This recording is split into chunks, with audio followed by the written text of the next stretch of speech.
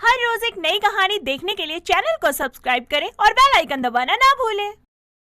Justin अपने आप को संभालने की बहुत कोशिश करता है और धीरे धीरे अपनी जिंदगी में आगे बढ़ जाता है। वो कड़ी मेहनत करके एक बहुत ही बड़ा ऑक्नोलॉजिस्ट बन जाता है, जिसके बाद वो ल्यूकीमिया से पीड़ित लोगों की मदद करता है।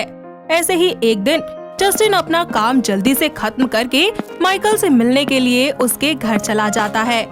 माइकल भी उसे देखकर बहुत खुश होता है। तभी जस्टिन बोलता है, कैसे हैं आप अंकल जी? मैं ठीक हूँ, तुम कैसे हो? मैं भी ठीक हूँ। देखो ना, मैं भी कितना पागल हूँ, तुम्हें अंदर आने के लिए ही नहीं पूछा। कोई बात नहीं अंकल जी। इसके बाद माइकल जस्टिन को घर में ले जाता है, साथ ही उसके लिए कुछ खाने को भी बनाता है। खाना बनाने के बाद वो लोग डाइनिंग रूम में जाकर बैठ जाते हैं। तो माइकल जस्टिन से बोलता है, तुम्हें पता है जस्टिन, मुझे हमेशा से ये लगता था कि प्यार जैसी कोई चीज नहीं होती, पर मैं गलत था। प्यार में कितनी ताकत होती है और प्यार में इंसान कितना बदल जाता है, ये मुझे तुम्हें देखने के बाद पता चला। इसमें मेरा कुछ नहीं है अंकल जी, जो कुछ भी है सब एनी का है।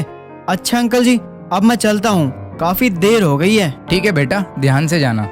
इसके बाद जस्टिन वहाँ से अपने घर के लिए वापस चला जाता है। तो उसे रास्ते में एक एलिस नाम की लड़की अपनी बूढ़ी दादी के साथ रास्ते में खड़ी हुई नजर आती है, जो कि अपनी दादी की तबीयत खराब होने की वजह से किसी गाड़ी वाले से मदद मांग रही होती है, लेकिन कोई भी गाड़ी रास्ते में रुकने का नाम नहीं लेती। तभी जस्टिन उसके पास पहुंचता है और उनसे कहता है, क्या बात है, क्या हुआ है इन्हें? प्लीज हमारी मदद कर दीजिए। मेरी दादी की तबीयत अचानक से खराब हो गई थी। हम कब से यहाँ पे इंतजार कर रहे हैं, लेकिन कोई हमारी मदद करने के लिए रुक ही नहीं रहा। आप चलिए, मेरी मदद कीजिए इन्हें उठाने में। लेकिन आप घबराइए मत, मैं एक डॉक्टर हूँ, आप मेरे साथ चल सकती हैं। मैं इन्हें हॉस्पिटल लेकर चलता हूँ। एलिस जस्टिन के साथ मिलकर अपनी दादी को हॉस्पिटल ले जाती है, जहां जस्टिन उनका चेकअप करवाता है। तो पता चलता है कि उसकी दादी को ल्यूकीमिया है।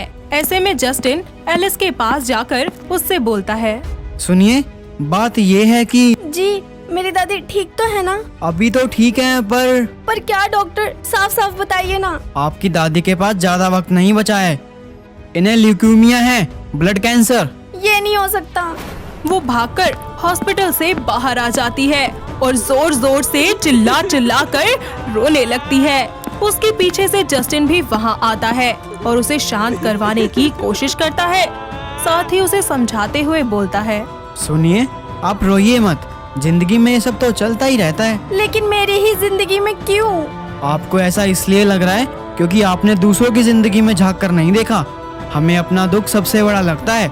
एक बार दूसरों की जिंदगी में भी देखिए, आपसे ज्यादा तकलीफें मिलेंगी आपको। सुनिए, वो खर्चे के बारे में आप कुछ बता सकते हैं? इसकी कोई जरूरत नहीं है मिस। एलिस, आप मुझे एलिस बुला सकते हैं। जस्टिन, और आप पैसों की चिंता बिल्कुल मत कीजिए। इसके बाद जस्टिन एलिस की दादी को देखने के लिए अंदर चला जाता है। वो कुछ दिनों तक उन्हें अंडर ऑब्जर्वेशन रखता है। ऐसे ही एक दिन जब वो हॉस्पिटल जाता है तो एलिस की दादी जस्टिन से बोलती है, बेटा, एलिस कहाँ है? दादी जी, मुझे नहीं पता, वो आई नहीं क्या यहाँ पर? अरे नहीं नहीं, ऐसी बात नहीं है। वो मैं इसलिए पूछ रही हूँ क्योंकि मैं कुछ बातें उसके सामने तुमसे नहीं पूछ सकती।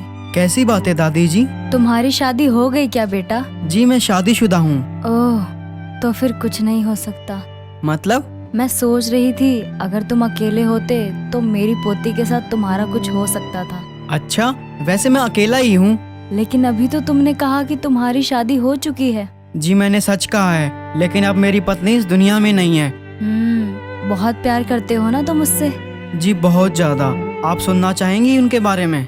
इतना सब होने के बाद जस्टिन एलिस की दादी को एनी के बारे में बताना शुरू करता है। तुमने तो कभी मेरे सामने इस बात का जिक्र तक नहीं किया।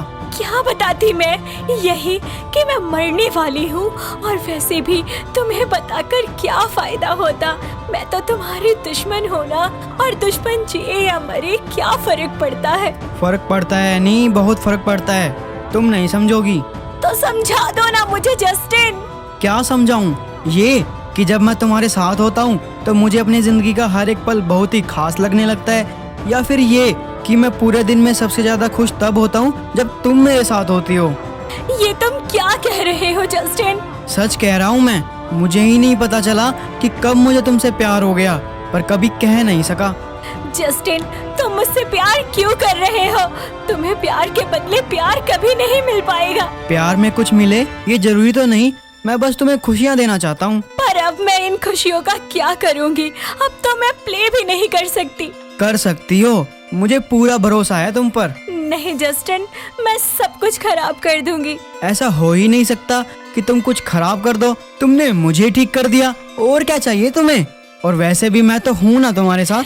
ठीक है, मैं करूँगी ये प्ले, और ये प्ले मेरी जिंदगी का सबसे बेस्ट प्ले होगा।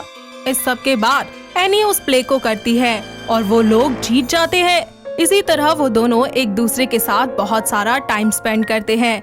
धीरे धीरे जस्टिन एनी के सपनों के लिस्ट को पूरा करने की कोशिश करता रहता है, लेकिन उसका सबसे बड़ा सपना अभी भी पूरा होना बाकी था।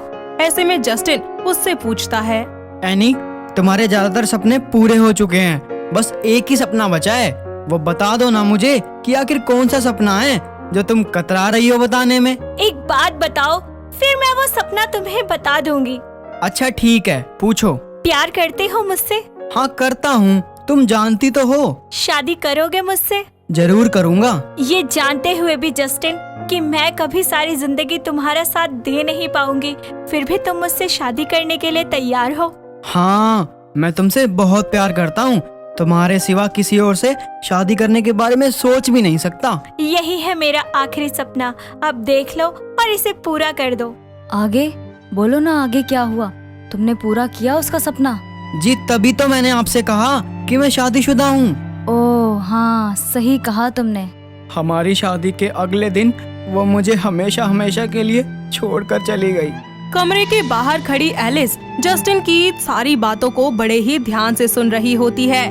तो वो कमरे के अंदर आती है और फिर जस्टिन से कहती है, क्या बता रही थी मेरी दादी आपको? कुछ खास नहीं, बस ऐसे ही। जरूर मेरी और आपकी शादी की बात कर रही होंगी, क्यों, है ना? आपको ऐसा क्यों लगता है? क्योंकि मेरी दादी को मेरी बहुत चिंता है, इसलिए उन्हें जब भी कोई अच्छा लड़का मिलता है तो ये उससे मेरे लिए बात करने लगती हैं। तो इसमें गलत क्या है? इसमें गलत तो कुछ नहीं है, पर लड़का मुझे भी तो पसंद आना चाहिए। आप सही कह रही हैं। वैसे दादी की ये वाली पसंद मुझे भी पसंद है। पसंद को सिर्फ पसंद ही रखिएगा, प्यार मत बनाइएगा। क्यों? इसमें गलत क्या है? आपसे प्यार करना कोई जुर्म है क्या? ऐसी बात नहीं है, पर मैं अपना दिल किसी और को दे चुका हूँ। आपकी शादी हो चुकी है? जी। तो अब कहाँ है आपकी पत्नी? अब वो नहीं है। अकेले कैसे गुजारेंगे फिर आप अपनी जिंदगी? अकेला कहाँ हूँ, एनी की यादें हमेशा मेरे साथ रहती हैं। अगर आप चाहे तो मैं आपका साथ दे सकती हूँ इस जिंदगी के सफर में। ये क्या कह रही हैं आप? मैं आपको वो प्यार जिसकी आप हकदार हैं कभी नहीं दे सकता। कोई बात नहीं, मेरे अकेले का प्यार हम दोनों के लिए काफी है। वक्त इसी तरह गुजरता जाता है। एलिस की दादी उन्हें छोड़कर चली जाती हैं और एलिस भी अब जस्टिन के साथ रहने लगती है। जस्टिन उसके साथ शादी तो नहीं करता, लेकिन उसका पूरा ख्याल रखता है, उसकी हर चीज में देखभाल करता है और उसका करियर में भी उसकी बहुत मदद करता है। एलिस भी उसके साथ इसी तरह खुशी खुशी रहने के लिए तैयार हो जाती है, क्योंकि एलिस के लिए सिर्फ उसका साथ ही सबसे ज्यादा मायने रखता था।